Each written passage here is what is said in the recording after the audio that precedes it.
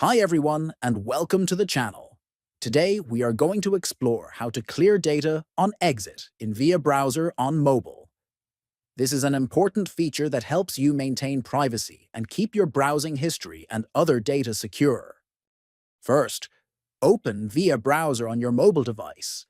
Next, look at the bottom right and tap on the three-line menu icon. Then, tap on Settings to access the browser configuration options. Inside the Settings page, find and tap on General. After that, scroll down the Settings page until you find Clear Data on Exit and tap on it. Now you will see a list of data types, such as browsing history, cache, cookies, and other site data. Next, choose the data you want to clear every time you exit the browser by toggling the options on. Then, once you have selected the data types, click on OK. Finally, every time you close VIA browser, the selected data will be automatically cleared, keeping your device cleaner and more private. Thanks for watching, and see you in the next video.